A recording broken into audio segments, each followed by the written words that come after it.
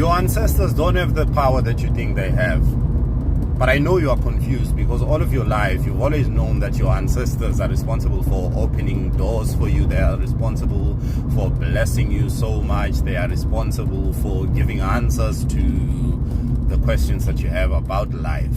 And you have consulted them and they have responded. I'm saying to you, the Bible does warn us about that. And it tells us that those are not your dead loved ones. Those are just familiar spirits. That's what the Bible calls them. Those are the fallen angels that were chased out of heaven, that are literally roaming the earth because they are spirits looking for bodies to possess. So they pose as your dead loved ones and they wait for anyone that is gullible enough to go and try and consult your dead loved ones. So they will show up to you in dreams because you have opened that portal, and they will masquerade and pretend to be your loved ones because they've studied you. They know everything about you and your loved ones. So they will speak to you. You will get answers from them. They will even open certain doors for you. But I'm telling you, it's always been God that's opening the doors. Because why? God says, before I formed you in your mother's womb, I knew you and I sanctified you, I set you apart. And he says, for I know the plans that I have for you, plans to prosper you and not to harm you. So you are prospering right now, but you don't even acknowledge God. And you are wondering, but why am I prospering when I always do rituals? I always kill goats, kill chickens. I always go to the graveyards and speak to my dead loved ones. I'm saying to you, God has been watching, He has been observing all of these things, and you are prospering. But the Bible does have a question for that. It says, what does it profit you to gain the whole world but yet lose your soul? You have lost your soul because you are looking and chasing after money instead of chasing after the God that provides the money. Well, the doors might be opening, but the doors were always going to open, but you didn't know that. You didn't have to sell your soul. So the demons made sure that you sold your soul so that you don't make it to your future. They don't want you to get to heaven. That is their goal. They are working with the devil for the devil. But here's the other thing.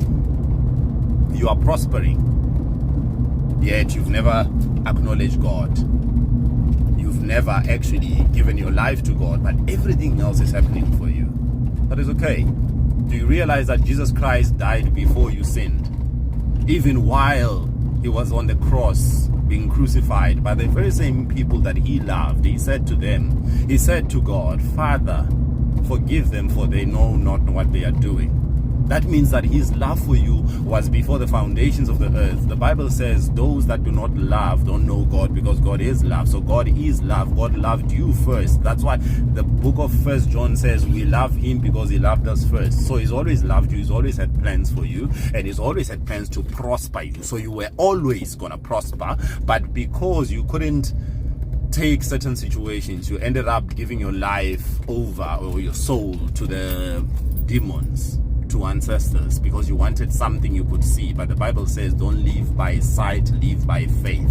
It says that's how the just shall walk. So I'm not confused that you think that your ancestors have opened certain doors for you. I'm saying to you, it's always been God that has opened those doors for you, because God has plans and God has to get you to a certain destination. It might take you 50 years to acknowledge the hand of God over your life, but one day, the Bible says, every knee shall bow, every tongue shall confess. One day that will happen. And I'm saying to you, I hope you don't die before that day comes, because it has always been God. It will always be God. Those doors are open for you because God has opened those doors for you. I'm just reminded of the story of Elijah and the 450 prophets of Baal that thought that their God had power, and Elijah literally dared God to say, God, I dare you, separate yourself from the gods of Baal, bring fire. And God brought the fire.